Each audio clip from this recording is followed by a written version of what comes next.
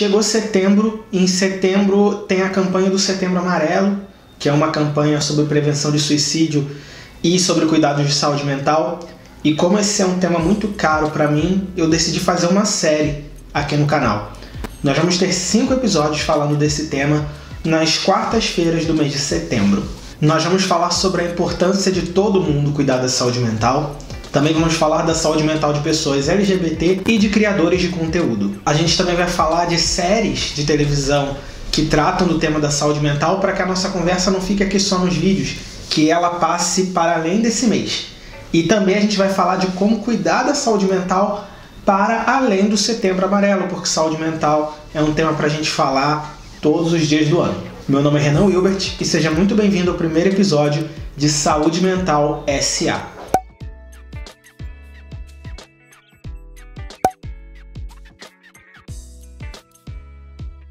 O Setembro Amarelo é uma campanha que foi criada em 2015 pelo CVV, Centro de Valorização da Vida, pelo CFM, Conselho Federal de Medicina, e pela APB, Associação Brasileira de Psiquiatria. A princípio, a ideia do Setembro Amarelo era tratar sobre prevenção de suicídio, que é um tema que ainda é muito tabu pela sociedade e que precisa ser conversado, porque conversar sobre suicídio e prevenção de suicídio é uma das principais formas da gente prevenir. Só que acabou expandindo e hoje, além de prevenção de suicídio, a gente também fala sobre a saúde mental como um todo. O mês de setembro foi escolhido justamente porque o dia 10 de setembro é o Dia Mundial da Prevenção de Suicídio. E a cor amarela foi escolhida também não por acaso. Ela é uma referência ao jovem Mike M., que cometeu suicídio dentro do seu carro, que era um Mustang 1968 de cor amarela. Durante o funeral do Mike, os pais e os amigos dele distribuíram para as pessoas que estavam presentes fitas e cartões amarelos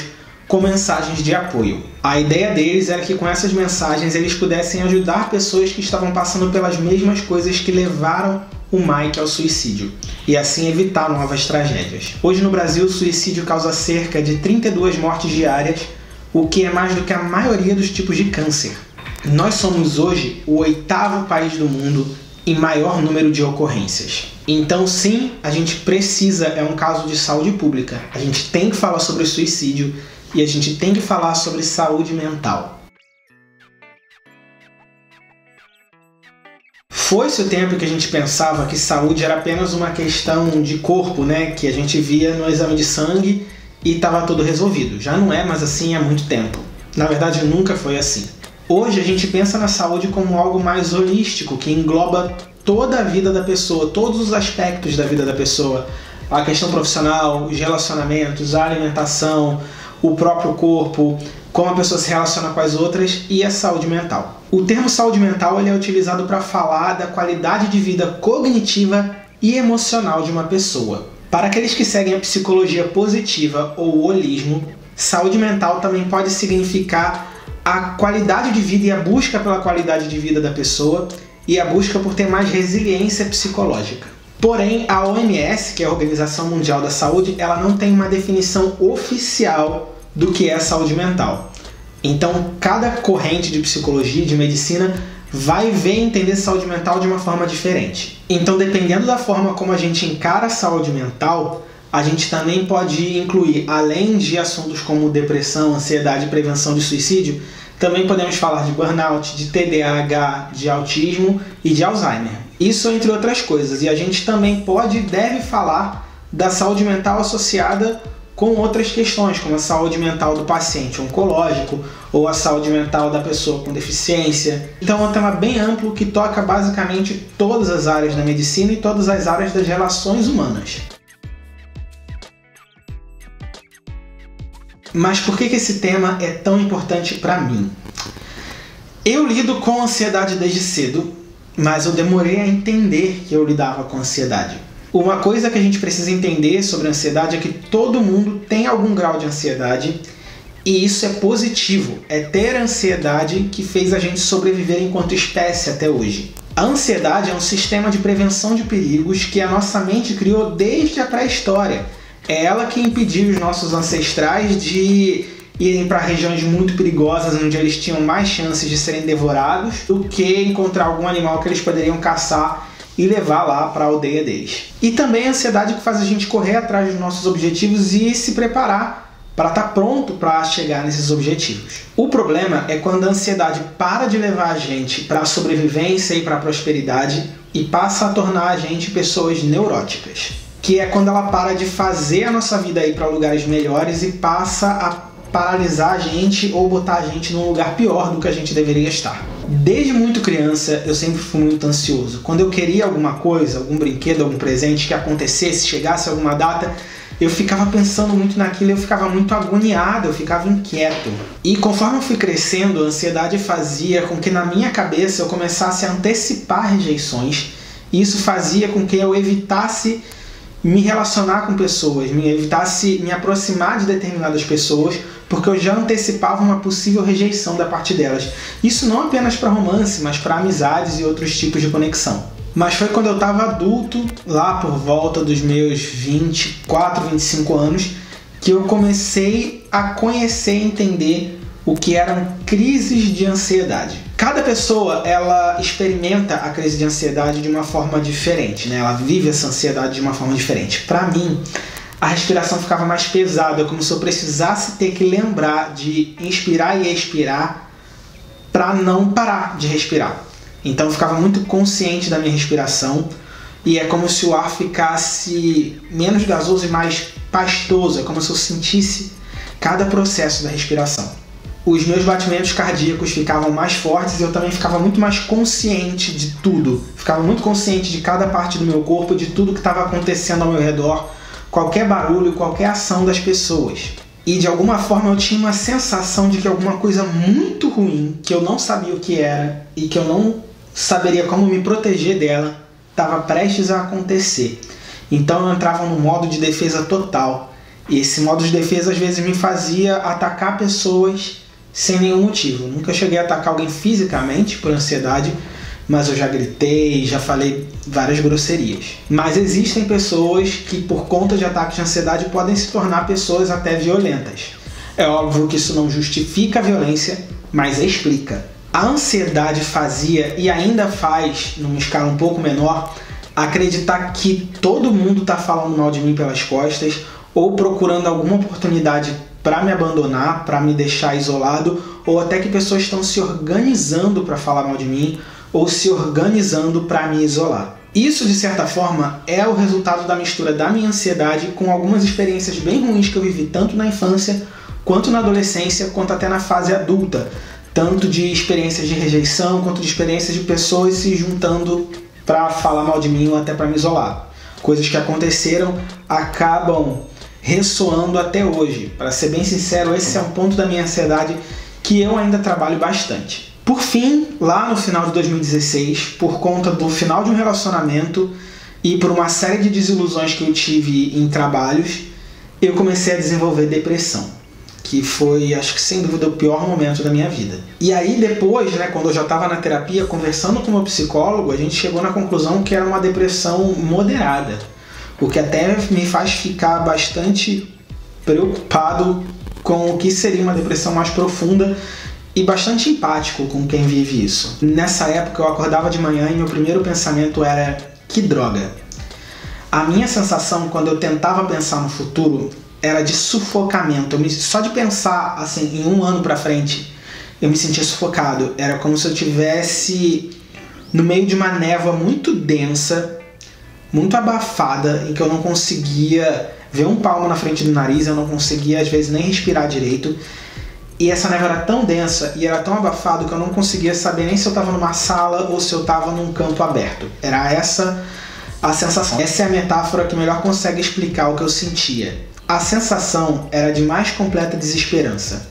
E a sensação que eu tinha era que a melhor das hipóteses para mim era viver infeliz, porém sem aquela agonia todos os dias. Porque para mim a melhor possibilidade era que um dia eu simplesmente ia parar de sentir qualquer coisa. Então todos os dias eu torcia para que eu pudesse conseguir levar a vida no automático, simplesmente passando um dia depois do outro sem nem perceber. A ideia era ir passando dia, semana, mês, ano, passando as décadas até que eu finalmente morresse, parasse de sofrer. Era toda a minha vontade na época, era bem ruim.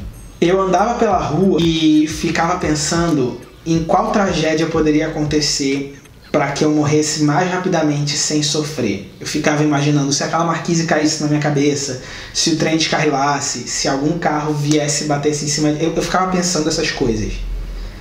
Era quase uma forma meio...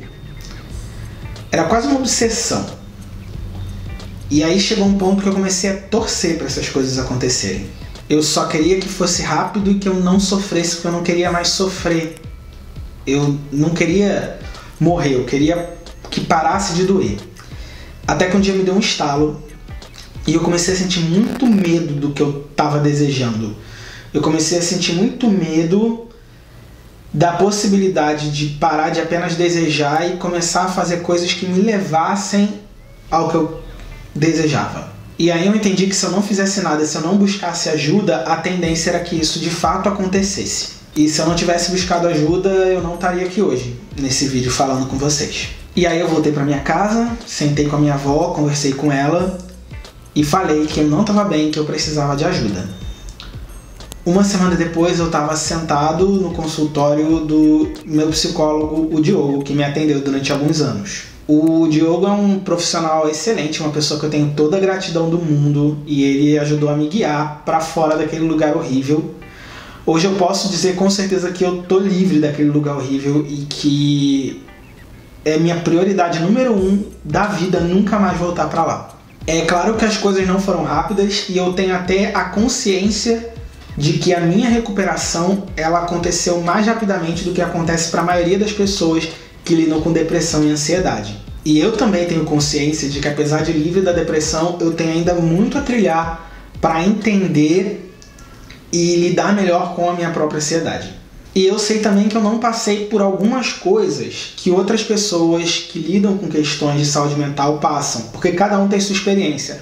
Eu, por exemplo, não precisei tomar antidepressivos, que também não é nem um bicho de 7 cabeças. Algumas pessoas têm que tomar, e é isso, é um tratamento como qualquer outro. Eu não cheguei a falar nesse vídeo muito sobre a época que eu tinha compulsão em beber e compulsão em comprar, que são duas coisas que eu vivenciei. Tinha uma época que eu bebia muito, vários dias por semana e tinha uma época que eu gastava muito dinheiro. Eu não falei muito disso porque são duas formas que a minha ansiedade se manifestava. A ansiedade pode se manifestar de várias formas, né? Mas, de qualquer forma, essa é a minha história. Cada pessoa, tenha ela algum diagnóstico de questão de saúde mental ou não, vai ter sua própria história. E a história, ela é tão longa quanto a nossa vida. A gente passa a nossa vida lidando com a nossa mente.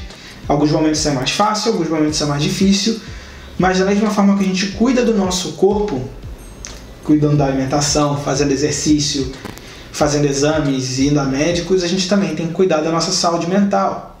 É uma forma da gente cuidar da gente. E quem tem ou quem já teve alguns capítulos mais sombrios na sua história, como foi o meu caso, sabe muito bem da importância que tem a gente tratar desse tema, da gente falar de saúde mental. Primeiro porque esse tipo de conversa ajuda muitas pessoas a entender o que elas estão passando. Eu descobri que eu tinha ansiedade, dar nome para aquilo, com um vídeo que eu vi na internet de um youtuber. E também para mostrar para as pessoas que existe esperança, que existem formas de sair desse lugar sombrio. Depois, porque quando a gente fala sobre saúde mental, seja falando do tema de forma mais ampla, seja contando a nossa história, também é um pouco do nosso processo de cura. Então, nesse primeiro episódio do Saúde Mental S.A., eu quero encerrar dizendo que eu sou muito grato por vocês terem ouvido a minha história. Muito obrigado. Muito obrigado por assistir esse primeiro episódio do Saúde Mental até o fim. Semana que vem a gente volta e a gente vai falar de saúde mental de pessoas LGBT. Não deixe de compartilhar esse vídeo com outras pessoas, porque essa é uma conversa que não só a comunidade LGBT, mas todo mundo precisa ter. Se esse vídeo foi importante para você, se esse vídeo foi útil, significou, trouxe valor para você, não deixe de deixar seu like. Meu nome é Renan Wilbert e a gente se vê no próximo vídeo e também no próximo episódio de Saúde Mental S.A. Tchau, tchau.